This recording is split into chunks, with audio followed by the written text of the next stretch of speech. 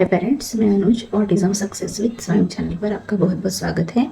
आज हम एक ऐसे स्किल के बारे में बात करेंगे जो ऑटिस्टिक बच्चों के लिए बहुत इम्पोर्टेंट है, स्पीच के लिए। तो आज हम बात करेंगे आइडेंटिफिकेशन पर। शुरुआत में हमारे बच्चों के लिए चीज़ें, रंग, सिंपल शेप्स को पहचानना थोड़ा मुश्किल हो सकता है। इस वीडियो में मैं अपना एक्सपीरियंस शेयर करूँगी कि कैसे मैंने स्वयं को objects, colours, fruits, animals, vehicles, vegetables and faces पहचानना स्टार्टिंग में सिखाया। कुछ ऐसे फन और एंगेजिंग एक्टिविटीज़ के साथ जो आप घर पर ट्राई कर सकते हैं। स्पीच के लिए आइडेंटिफिकेशन स्किल्स मैटर क्यों करता है? तो आइडेंटिफिकेशन उनके कॉग्निटिव एबिलिटीज़ को एनहेंस करने में हेल्प करता है और अपने आसपास के एनवायरनमेंट को समझने में भी उनका साथ देता है। जैसे जैसे वो ऑब्जेक्ट्स, कलर्स और लोगों को पहचानते हैं, उनका कॉन्फिडेंस और कम्युनिकेशन स्किल्स भी इम्प्रूव होता है। तो इसीलिए स्पीच में आइडेंटिफिकेशन का बहुत ही महत्वपूर्ण रोल है। तो पेरेंट्स, मैंने सबसे पहले शुरुआत उन चीज़ों से की जो स्वयं रोज देखता था, जैसे spoon, cup, ball, fan and toys. Her item को मैं स्वयं को दिखाती थी और उसका नाम कहती थी। स्वयं स्पून है, कप है, टेडी है, इस तरह। और ये सब मैं बहुत ही प्लेफुली करती थी। स्पून को हिलाती थी और वो स्वयं के हाथ में देती थी। हर बार जब स्वयं इंटरेस्ट दिखाता था तो मैं हाई फाई या very very nice, very good बोलकर उसे एनकरेज किया करती थी। सेकंड, मैंने बेसिक रंगों के फ्लैश कार्ड्स बनाए थे या बीड्स यूज किए थे, जैसे red, blue, yellow and green.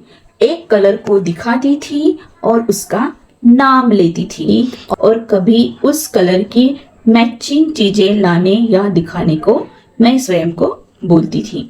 जैसे रेड कलर है तो रेड कलर का टेडी, इस तरह एक्टिविटी लेती थी। जैसे ग्रीन कलर का बीड्स दिखाया तो मैं जैसे अपने आंगन में लेके जाऊंगी और बोलती थी ग्रीन, तो ग्रीन कलर का क्या दिख रहा है स्वयं यहाँ पे, तो का तोड़कर लाता था और मैं उसको बताती थी। अगर वो नहीं ला रहा है तो उसको उस बीट के साथ लेकर जाती थी और पत्ते से मैच करवाती थी, ग्रीन ग्रीन। तो ऐसे मैं आइडेंटिफिकेशन मैंने स्वयं को दिया। Third, drawing and sorting activities भी काफ़ी इफ़ेक्टिव है जो मैंने स्वयं के साथ ली है। तो मैंने क्या किया कि बेसिक शेप से स्टार्ट किया। सबसे फर्स्ट मैंने स्वयं को circle, second square, third triangle का आइडेंटिफिकेशन दिया। कभी वुडन बोर्ड पजल से तो कभी शेप्स को ड्रॉ करके उसका नाम लेती थी और स्वयं को वो रिपीट करने को बोलती थी। वो बोलता नहीं था, लेकिन मुझे सिर्फ क्या करना है, आइडेंटिफिकेशन करवाना है, वो पहचानने लगे। ये मेरे लिए पहली स्टेप थी। तो बोलता नहीं था, लेकिन मैं उसको समझाने के लिए उस वुडन पजल्स को, जैसे मैंने ट्रायंगल का नाम लिया है तो वो आइडेंटिफाई नहीं करता था, ट्रायंगल को ट्रायंगल के शेप में नहीं डालता था, तो मैं उसके हाथ से वो उठाती थी और बोलती थी ट्रायंगल। उसके हाथ से शेप उठाया और सर्कल में डाला, कहा सर्कल। तो इस तरह की मैं एक्टिविटी लेती थी, रिपीट रिपीट लेती थी कि जब तक मुझे श्योर नहीं होता था कि मेरे बेटे को ये पूरी तरह अंडरस्टैंड नहीं हुआ है या पूरी तरह उसको आइडेंटिफाई ना हो, तब तक मैंने वो किया है। तो फिर मैं स्वयं को बिना मदद के वो करने के लिए कहती थी। तो जैसे मैंने मदद की, हाथ पकड़ के किया, कुछ दिनों तक ये पैटर्न चला, फिर उसके बाद उसने खुद से करना चाहिए, ये मेरा फोकस था। तो ये प्रैक्टिस मैं रेगुलर लेती थी कि जब तक स्वयं खुद से वो करना सीख गया, तब तक मैंने वो लिया कि मैंने ऐसे पजल्स यहाँ पे डाल दिए हैं। फिर मैं उसका नाम लेती थी। स्वयं स्क्वायर उठाओ तो बराबर स्क्वायर उठाएगा और वुडन पजल में स्क्वायर जहाँ पे शेप है वहां पे डालेगा। मैं उसको बोलूंगी स्वयं ट्रायंगल उठाओ, ट्रायंगल रखो, तो ट्रायंगल उठाता था और ट्रायंगल की शेप में रखता था। जैसे मैंने वर्कशीट बनाई है, वहां पे मैं शेप बनाती थी और उसको बोलती थी चलो ट्रायंगल को स्ट्रेस करो या ट्रायंगल को पेन से मार्क्स करो, ट्रायंगल बनाओ। तो बराबर से उन सारे शेप्स में से ट्रायंगल देखकर उसको ड्रॉ करता था उसी के ऊपर। तो इस तरह मैंने शेप्स का, कलर्स का और जो भी कुछ ऑब्जेक्ट है उनका आइडेंटिफिकेशन स्वयं को दिया। फिर मैंने एक शॉर्टिंग भी एक्टिविटी स्वयं के साथ ली। मैं क्या करती थी कि सभी तरह के जो शेप्स हैं उनको एक बाउल में रखती थी और उसको मैं बोलती थी कि अलग अलग पैटर्न के शेप्स अलग अलग करो, उसके टेक्सचर के हिसाब से या उसके शेप्स के हिसाब से। तो स्वयं वो करता था। जैसे एक बाउल मेरा स्क्वायर का होता था, तो जितने भी वहाँ उस बाउल में पड़े हुए शेप्स है स्क्वायर सर्कल के, वो उठाकर वहीं पे रखेगा। मैंने अभी कहा कि अभी स्वयं तुम्हें ट्रायंगल उठाना है, तो जितने भी बाउल में ट्रायंगल के शेप्स है उतने उठा के वो बाजू में रखेगा। तो ये शॉर्टिंग एक्टिविटी भी बहुत ही जबरदस्त है कि जिससे बच्चे का पूरी तरह आइडेंटिफिकेशन होता है।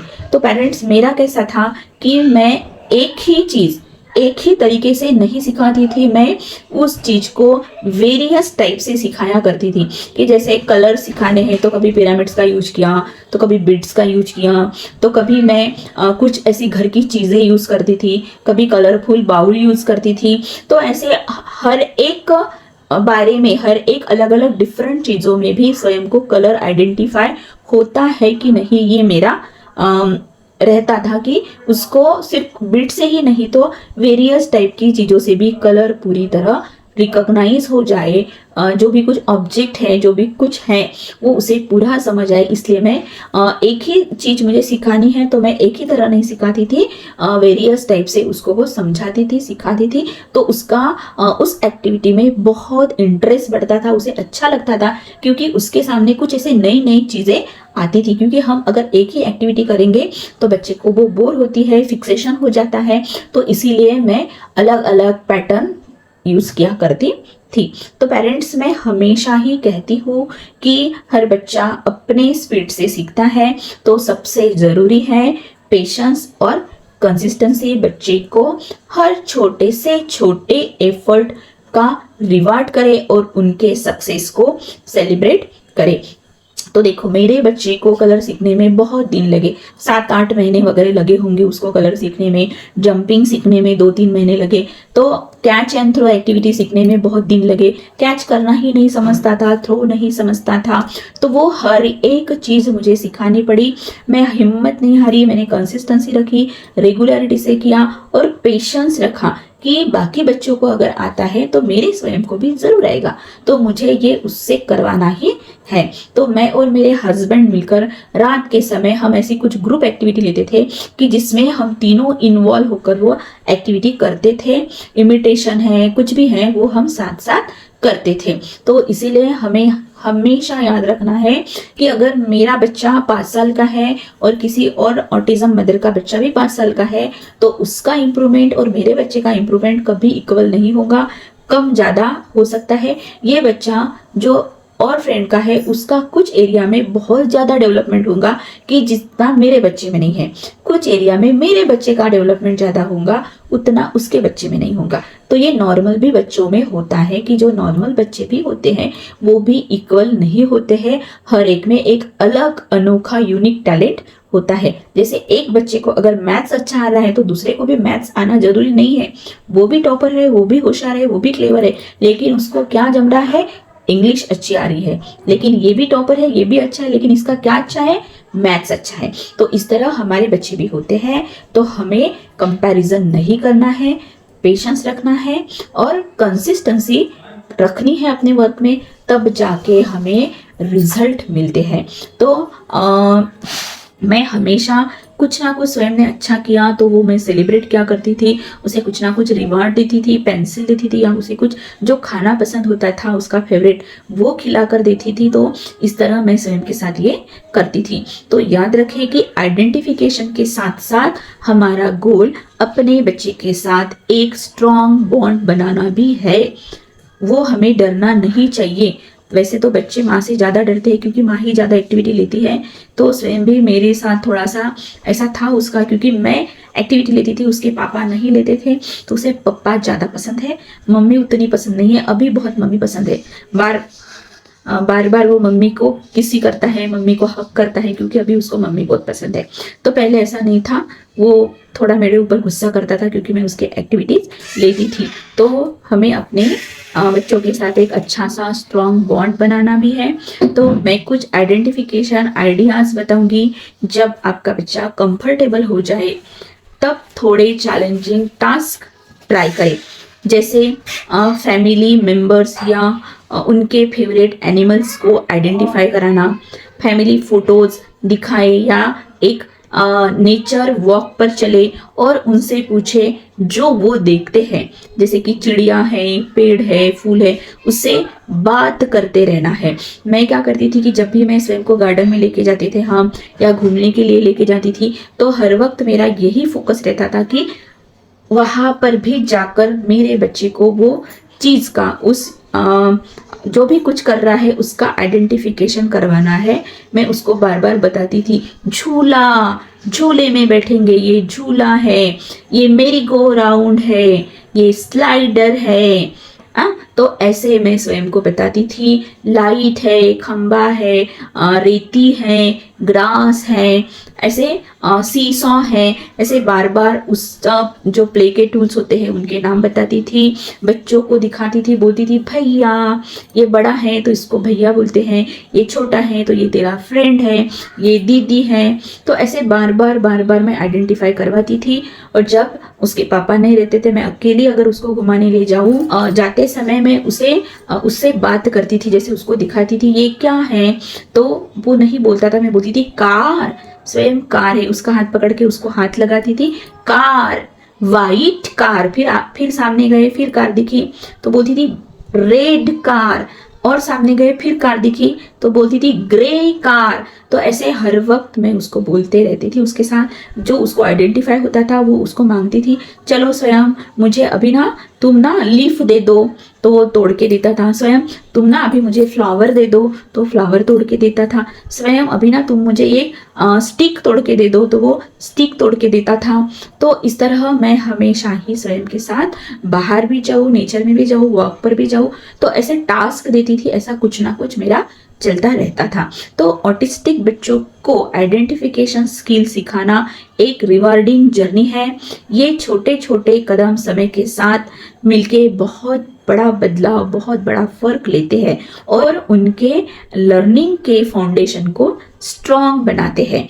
तो मुझे उम्मीद है कि स्वयं के साथ ये जो मेरा एक्सपीरियंस है और ये एक्टिविटीज आपके काम जरूर आएंगी। तो याद रखें, कंसिस्टेंसी और प्यार सबसे जरूरी है।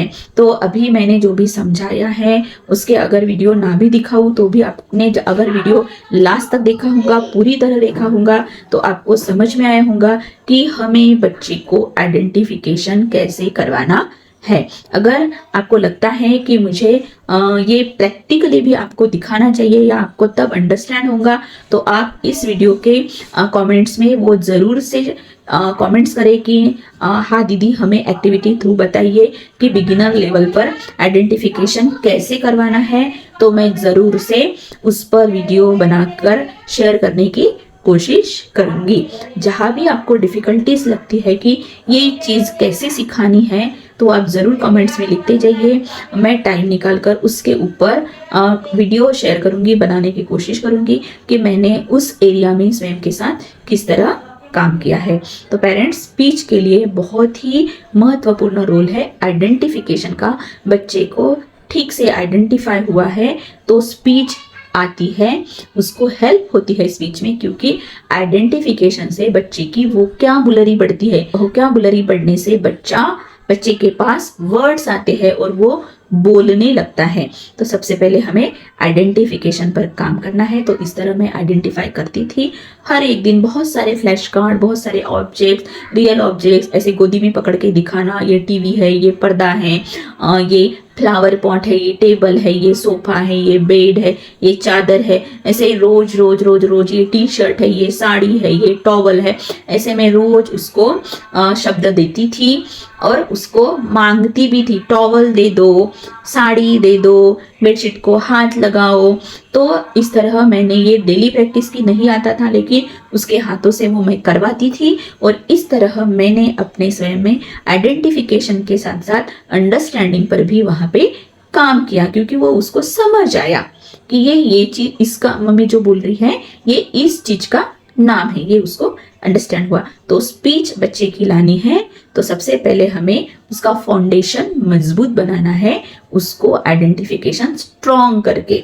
ठीक है, तो पेरेंट्स आज के लिए इतना ही। अगर आपको आज की वीडियो हेल्पफुल लगी हो तो प्लीज़ आज के वीडियो को लाइक ज़रूर करना। आप लाइक बहुत कम करते हो, लाइक ज़रूर करना। और जो भी हमारे जैसे जितने भी पेरेंट्स हैं कि जिनको ऐसी नीड्स है अपने बच्चों के लिए, उनको ज़रूर से शेयर करें, कमेंट्स ज़रूर करें कि आपको वीडियो चाहिए, किस तरह के चाहिए, कौन से टॉपिक पे चाहिए, प्रैक्टिकली चाहिए। इस वीडियो के बाद आप ज़रूर शेयर करना कि आपको प्रैक्टिकली भी चाहिए होगा, तो वो मैं ज़रूर से दिखाऊंगी। और चैनल को सब्सक्राइब जरूर कीजिए और भी ऐसे हेल्पफुल वीडियो आपको मेरी तरफ से मिल सके। तो thank you so much parent, thank you so much for your love and for your support.